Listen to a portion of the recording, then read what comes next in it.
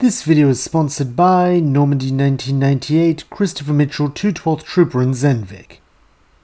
We resume with the Autobots in a moment of recreation as Sari is teaching Bulkhead, Prowl and Elita how to play street hockey. After all the chaos and villains they've had to fight, it's good to kick back a little and relax for a bit, though it seems they will not have long to do so, as Sari's key suddenly and mysteriously begins to glow, before directing a beam of light into the sky, tracking the descent of 3 flaming streaks as they drop out of the atmosphere and down into the city. Figuring this could be a meteor or some space junk broken up on re-entry, the bots and their human friend head inside to check the news, though it seems Prime has already beaten them to it, as he is staring stony-faced at what he sees in the monitor. Gathering round, the heroes witnesses a big-chinned bot coldly orders his larger subordinate to massacre every human on the street they have landed on, an order the latter carries out with relish, bathing the area in flames so hot that even the news drone is destroyed. In a sickened tone, Sari asks who were those guys? More Decepticons? With Optimus looking shell-shocked, as he sighs the leader as a bot he once considered a brother, but who now seems to have thrown his lot in with Megatron, though he can hardly believe his old friend would stoop that low. In a more cynical tone, Elita rebukes that she finds it very easy to believe, since it would make sense he'd join a faction of self-serving egotists, especially when Megatron probably promised him all the status and accolades he ever wanted once they conquer Cybertron, and like the arrogant idiot he is, he bought that. Reluctantly, Optimus admits that she's probably right, though in spite of all he's done, he's still their friend, so they can't give up on him, only for Elita to ask why not, considering he turned his back on both of them.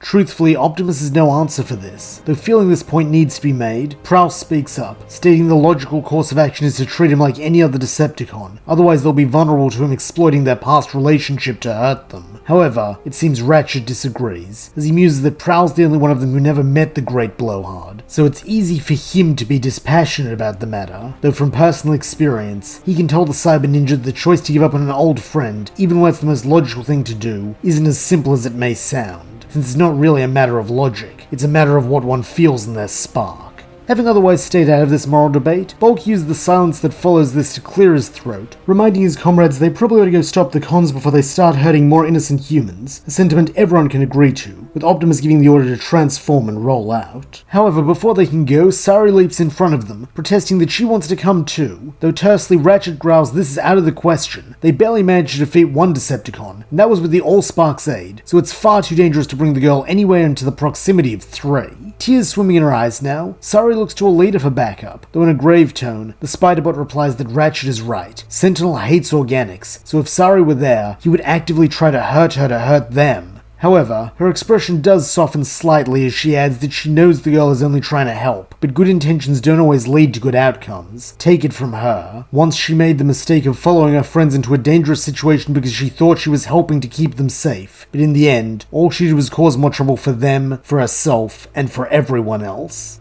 This is the first time Elita has discussed the origins of her techno-organic form with Sari, as while she does not outright say it, the girl is smart enough to understand the subtext, and so letting her deep sigh, agrees to hang back and guard the key, though she urges her friends to be careful, since without her there, they can't be healed if they're hurt. Cantankerously, Ratchet reminds her that he is a doctor and managed their medical needs long before she acquired that key, though upon spotting the genuine worry in her eyes, he lets out a small sigh and promises that he'll keep an optic on these young bots to make sure they don't get into any trouble. Rolling out for real now, the Autobots begin making their way to the street the Decepticons attacked, with Optimus in full fire truck mode to deal with the flames, while Elita in her spider configuration rides on top, figuring her webs might be dense enough to act as fire extinguisher foam. As for the others, their plan is to lift rubble and 10-20 survivors, though, as they will learn upon arriving, there are none, with the only figures left standing being the Decepticon trio amidst a sea of ash and charred bone. Hearts breaking at the sight of this needless death, the Autobots transform, weapons raised as they prepare to attack, but it seems this will not be a team battle like they had anticipated, as when his optics fall on the red and blue bot, Sentinel orders Lugnut and Blitzwing to handle the rest, while leaving Prime to him, since he's long overdue a catch-up with his old buddy Optimus. Having no objection, the 2 largest subordinates divert their course to begin battling Elita and the others, while Optimus charges Sentinel, his axe clashing against his former comrade's Energon lance while sparks go flying everywhere. Breaking apart, Sentinel then goes on the attack, and having always been the physically stronger of the pair, this is enough to force Optimus onto the defensive, though this is hardly the biggest concern in Prime's mind right now, as staring into the other bot's red optics with his blue ones, he demands to know why his friend would side with the mortal enemy of Autobot kind, when he was the most devoted to the cause out of all of them. Scornfully, Sentinel asks just how was that loyalty repaid? he was tossed out like scrap, left with nothing.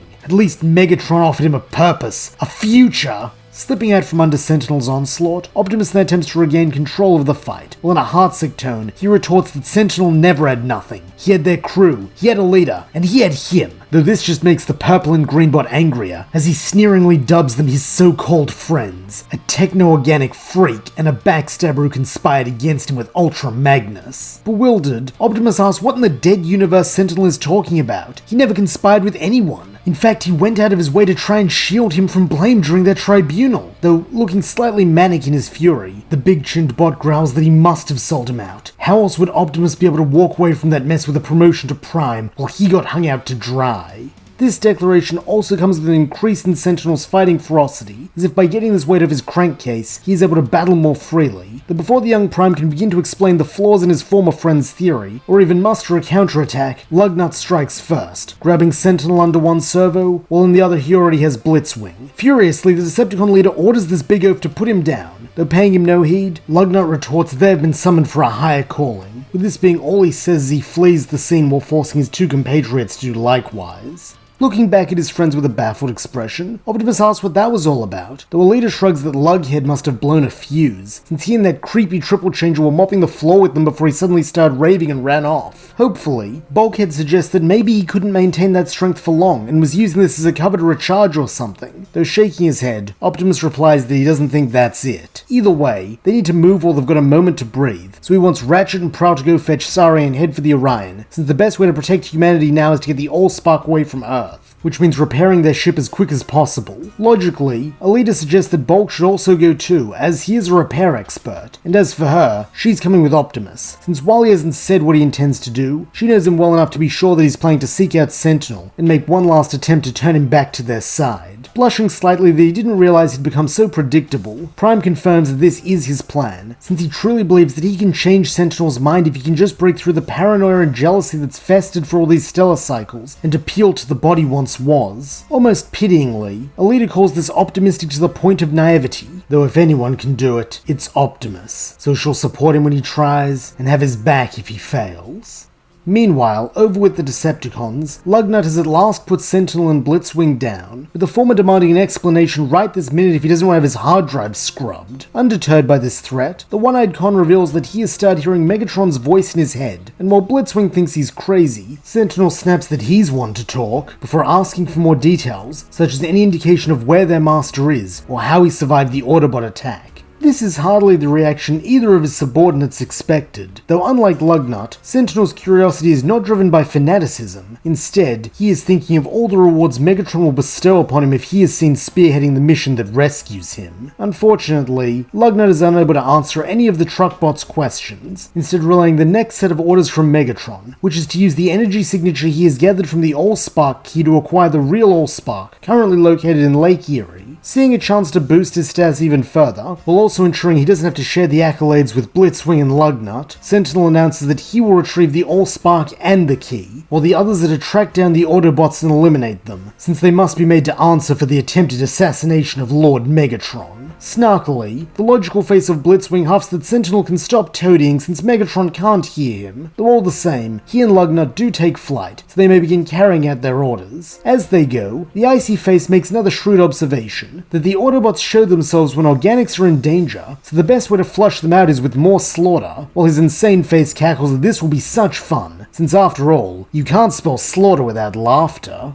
Touching down on another street, they then prepare to start killing more humans, though fortunately here they are stopped by Optimus and Elita, who spotted their approach and so break off their hunt for Sentinel, as they both recognize they have to prioritize human life. Figuring that Blitzwing's fire powers could pose a serious threat to Elita's organic components, Optimus states that he'll handle him, while Elita herself squares up against Lugnut. At first, she tries to use her feminine wiles to charm him, hoping to avoid a fight altogether, though it seems she's barking up the wrong tree, as Lugnut is the epitome of a one-track processor, with his only concern being the revival of mighty Megatron. Recognizing that her advances are failing, Elita reverts to Plan B, planting her pincers on his chest and using her download ability to temporarily incapacitate him. While this had been the full extent of her plan, her ability does come with an added bonus, as her right arm suddenly swells, while a red square-shaped button appears where her hand just was, alerting her to the fact that she's copied the legendary Punch of Kill Everything, or poke for short, a weapon so deadly it has been outlawed throughout Cybertronian space for eons. Luckily, they're not in Cybertronian space anymore. Looking around to make sure all the humans have fled, Elita then yells at Optimus to get some distance, and understanding her plan, the red and blue bot disengages and speeds off in truck mode, leaving her free to slam the poke into the ground, causing a massive shockwave that sends Blitzwing flying, while the incapacitated Lugnut is lost as well. While this is a less than ideal end to the fight, as this means they cannot apprehend the Decepticons, not to mention they'll have to repair this area later, Optimus doesn't fault Elita when they reconvene, as she did what she had to so they could both get out of there alive. Though, now they have to focus on finding Sentinel, since it's troubling he wasn't with the others, as it can only mean he's up to something bigger.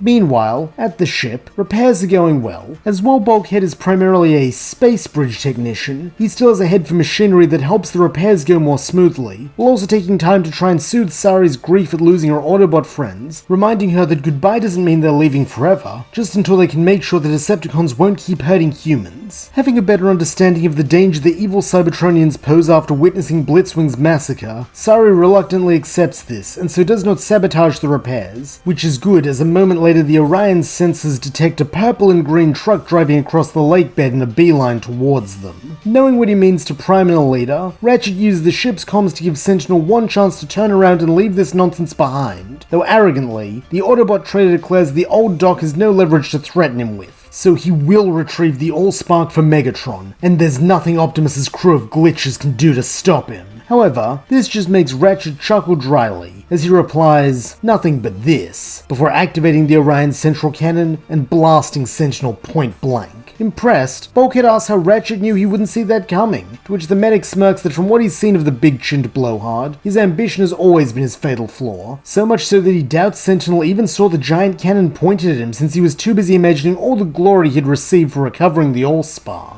This makes Sari laugh that his ambition literally blinded him, though she's gotta ask, do they think he survived that shot? Pragmatically, Ratchet replies that he's certain of it, since he intentionally set the power so there would be enough to get rid of him without taking him offline, since after all they've lost, he didn't want to force Prime and Elita to lose their friend too. At the mention of losing friends, Sari grows morose, saying that with the bad guy beaten, she imagines the Autobots will focus on finishing up the repairs and leaving soon. Though giving her a gruff smile, the old Docbot replies there's still a lot of work to do before this ship is ready to fly, and with the bad guys beaten, as she put it, there may be less urgency to go, so he imagines they'll be on Earth for a good while still, a claim that makes the human girl beam. Meanwhile, in a forested area outside the city, Sentinel lies battered but still functional. He just has to repair himself, and then take another crack at retrieving the Allspark, which means regrouping with Lugnut and Blitzwing. However, it seems there is one other Decepticon he will be reunited with first, as landing with a smug smirk on his egotistical face, Starscream leers that it seems his upstart rival has proven himself just as bad at beating Autobots as he was at being one.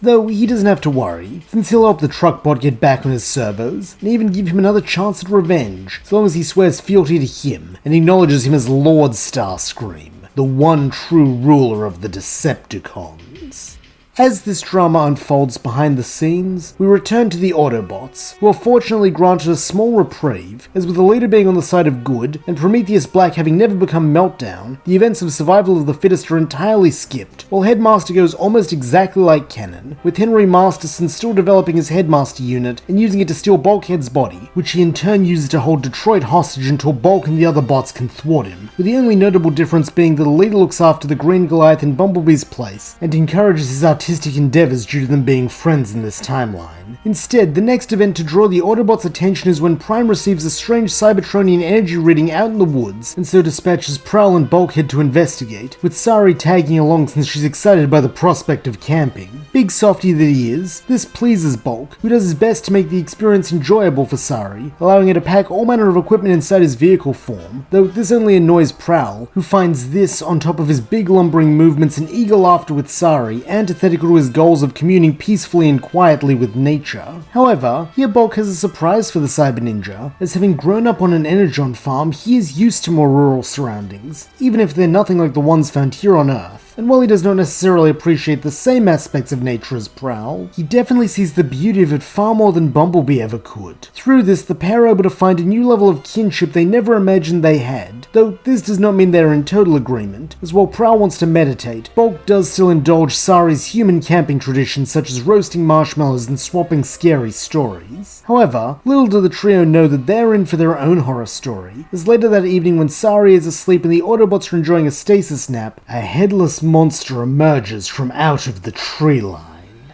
At first, Prowl attempts to assess its intent, believing it could be simple wildlife, though this is incorrect, as it quickly goes in the attack, striking Prowl with a shovel hand and forcing Bulkhead to grab both him and Sari so they can retreat, though at best this is a brief moment to regroup, as now having seen the creature up close, both Prowl and Bulkhead recognize the space barnacles covering most of its body, with the pair surmising they must have fallen from their ship when they arrived on Earth, and are more than likely responsible for the Cybertronian signal Prime received. The question though is how they're going to deal with this monster, since the barnacles seem to have mutated, making them more of a threat than usual, which is seriously bad news, since just regular space barnacles would be a cause for concern, as they could drain the power from every piece of technology on Earth if the monster is allowed to reach Detroit. Knowing they can't let that happen, Bulk and Prowl follow Sari's key, which is able to point them in the direction of the creature, with them finding it lurking near a mineshaft Sari claims belongs to her father, as he always has people digging and searching for something there. In an act of surprising foresight, it seems the monster is attempting to lay a trap, as it drops a snowbank on the Autobots, forcing Bulkhead and Sari into the mine while Prowl must now fight it outside alone, having been cut off from his allies. Or at least, that would be the case if the bot with him was Bumblebee, as due to being made of stronger and heavier stuff, Bulk is able to ram his way through the snow block and even catch the barnacle monster from behind, sending it tumbling off a cliff and seemingly ending its threat. Unfortunately, not being the brightest bot, Bulkhead had failed to consider that in ramming the creature, he would get mutated space barnacles on himself, making him the monster's next host. Thankfully, Prowl is able to save Sari before the now zombified Bulk can harm her, though the girl does feel a strange fuzzy-headedness when she and the green bot come into close proximity.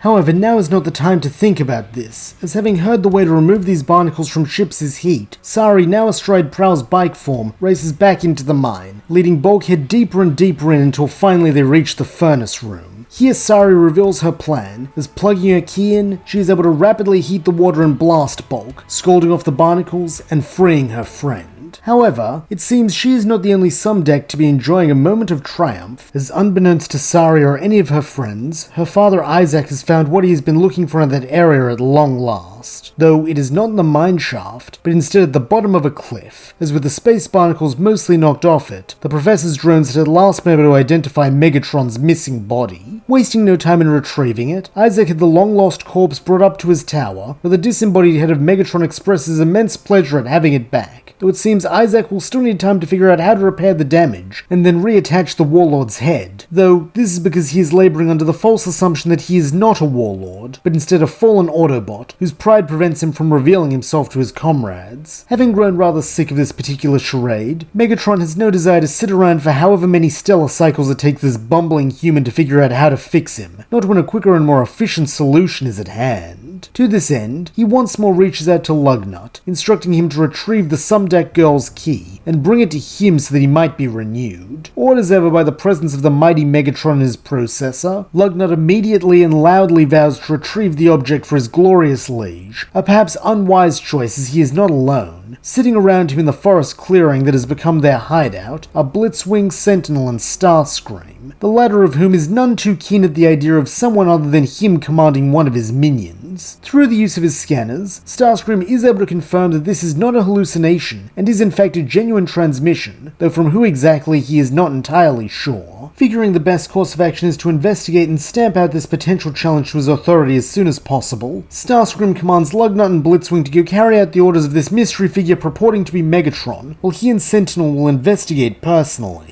As he says this, his red optics fall on the former Autobot, with it being unclear if he is challenging him to countermand the order, or just taking some sadistic pleasure in watching Sentinel's reaction to the fact that he has gone from leader to just another subordinate to be bossed around by the true Decepticon Supreme Commander. However, in a small act of pettiness to spite Starscream by denying him whatever response he's hoping for, the truckbot just nods, transforming into his alt mode and following as the magenta jet takes flight, while the other pair set off in a different direction. Meanwhile, back with the Autobots, their scanners have detected that their enemies are on the move, with Optimus taking this to mean that an attack or even an invasion must be imminent. As a result, he summons everyone to discuss the ways the 6 of them can defend the planet from a Decepticon assault. Helpfully, Bulkhead suggests they could try and boost their numbers by recruiting the Dinobots, with this forcing Prowl to explain his role in saving them. However, such a revelation at a time like this only serves to heighten Prime's stress, as now not only does he not know what his enemies are doing, but apparently he doesn't even know what his own teammates have done right under his faceplate. Unfortunately, he does not express this particular frustration very well, as while under better circumstances he might have sat down and reasonably explained why he is disappointed in Prowl and Bulkhead, here he instead stands over them and growls that the fate of Earth and Cybertron hang in the balance, and all he has to command is a bunch of undisciplined, insubordinate malfunctions.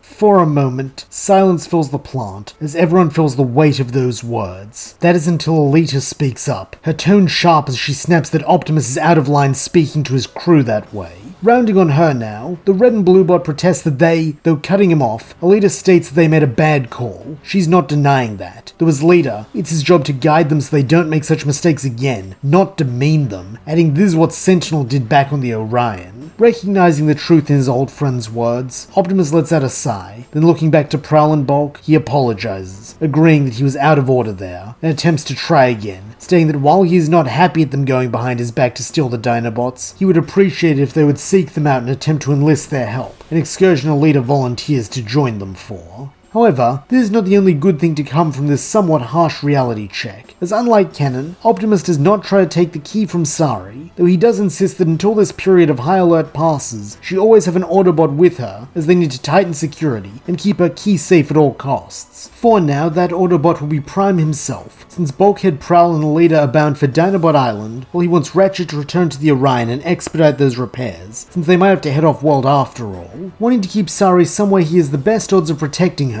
Optimus elects to remain at base, with this having a secondary purpose, that being the 2 of them can monitor the scanners for any sign of where the Decepticons will strike next. Though, to their surprise, the evil bot's target is not any of their allies, but instead them, as having followed the key's trail, Lugnut and Blitzwing come busting in from above, while demanding they turn over the object or face the consequences. Naturally, this is met with a flat refusal, as Optimus instructs Sari to run while he holds these 2 off. A noble effort, but ultimately a vain one, as previously he was only able to hold his own against Blitzwing, and now he must contend with not only him, but a Lugnut who feels assured that a victory here will directly result in the return of his master. With this in mind, it does not take the 2 Decepticons long at all to disable Optimus, with Blitzwing freezing him solid before Lugnut delivers a massive punch that shatters his casing and knocks him prone. Seeing this, Sari doubles back, intent on using her key to heal Optimus of the injuries this tag team move must have left him with, though this just drives her right into the hands of the enemy, quite literally, as when the girl gets close, Blitzwing simply scoops her up and cackles this was like taking sweetened energon from a protoform, while Lugnut barks at him to stop prattling, as the great Megatron awaits. From the ground, Optimus's optics go wide, as while he had anticipated a Decepticon attack, this is worse than anything he could have possibly imagined, since if Megatron is back, and he has his forces behind him this time, then nothing on Earth will be able to stop him. Knowing he must prevent this no matter what, Prime fires his grappler in Blitzwing's direction, with it deftly wrapping around Sari as he tries to pull her free from the Triple Change's grip.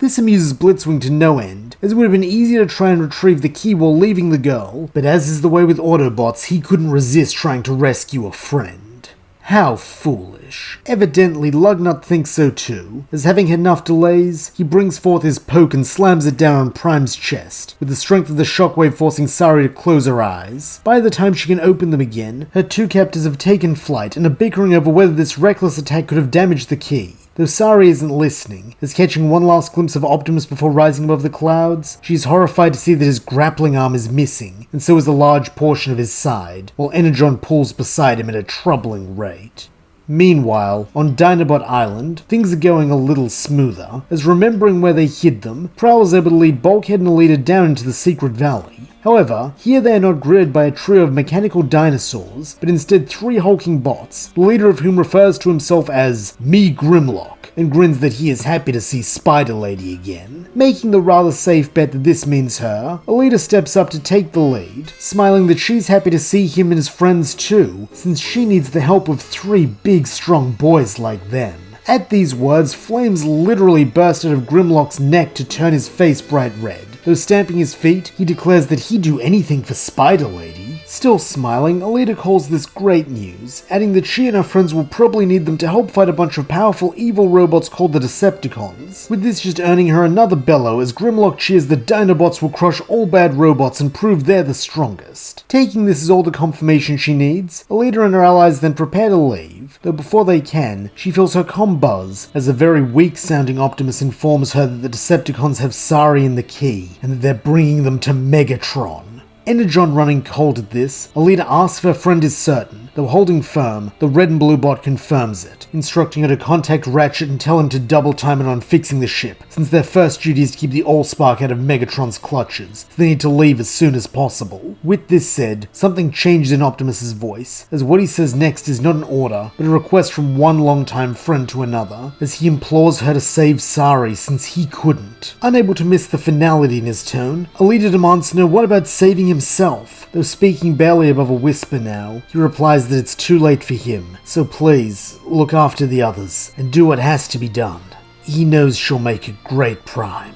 With this, the connection ends, and knowing she doesn't have a nanocycle to spare, Elita calls Ratchet. However, she does not relay their leader's message, instead telling him to get back to the plant as soon as he can and save Optimus. Having gotten to know Prime pretty well during their time together, Ratchet knowingly states that those weren't the orders, were they? Though shaking her head, Elita replies that they weren't, but lucky for Optimus, she's an undisciplined, insubordinate malfunction. Chuckling gruffly that he supposes he is too, the Docbot promises to get back to base as soon as possible and do what he can for Prime. Though respecting her too much to lie, he does warn that even his best efforts might not be enough to save the boss bot. Resolutely, Elita replies that she knows, that they have to try, while in the meantime, she's going after Blitzwing and Lugnut to rescue Sari and recover the key, since she refuses to let the human girl down, even if she has to fight Megatron himself. Speaking of Megatron, he has just received word from Lugnut that he is on his way, and more importantly that he is the key to his return. Finally, after 50 long stellar cycles of imprisonment, he will at last be free to claim the Allspark that is his by right, and once he has, his conquest of Cybertron will be as swift as it is absolute. Nothing can ruin this feeling of elation. Nothing except Starscream. As blasting his way inside, he begins to simper about his supposed joy at his sovereign's survival. This posturing is even more transparently false than the Jetbot's usual pretense at loyalty, though in his present condition, Megatron has no choice but to remain where he is and trade thinly veiled barbs with his traitorous former lieutenant while awaiting his deliverance. More surprisingly than Starscream's disloyalty, however, is who he has with him, as a few moments later, Sentinel finishes scaling the side of the building and stands to the right and slightly behind the Magenta Jet, in a gesture that makes it plain he has chosen his side. While he had always known Sentinel to be a vain, grasping bot who will do anything for position and power, Megatron had never expected him to willingly serve Starscream, even if it meant a promotion to second in command. And it seems here his instincts are right while Starscream's are dead wrong, as when the Jetbot steps forward, evidently done with his games and intent on extinguishing Megatron's spark, he finds something poking out of his chest, an Energon lance, while behind him Sentinel growls that Starscream is a fool if he believed for a nanocycle that he would ever let someone as pathetic as him sit on the throne of the Decepticons. Letting out a pained gasp, the high-pitched flyer falls to the floor, while a moment later, Sentinel half follows, dropping to one knee and bowing before Megatron as he smiles that he's glad to see his liege is still online. Smirking at this clever manipulation of that idiot Starscream and the efficiency with which he removed his rival, Megatron bids Sentinel to stand and take his place at his right hand, a hand which will soon be returned to him, as not long after this, Lugnut and Blitzwing arrive. Still in their grasp, Sari screams at the Decepticreeps to put her down, a request Blitzwing is happy to oblige, as pulling the key from her neck, he drops her to the lab floor, causing Isaac to rush in and check on her, while gasping in horror and remorse when he learns the bot he worked so hard to fix is not just a Decepticon, but their leader. Together, father and daughter then bear witness as Blitzwing strides forward and places the key in Megatron's head, causing all his dismembered parts to begin glowing as they rush to reunite. Where pieces are missing, chunks of the lab itself are dragged down to act as replacements, so that soon a giant figure even by Cybertronian standards bursts through the roof of some deck tower, his red eyes casting a wicked gaze over all of Detroit. Megatron has risen. And that's where we'll leave things for now. Thank you so much for listening. I hope you enjoyed it, and if you did, please don't forget to like, subscribe, and leave your thoughts, suggestions, or screams of rage in the comments below.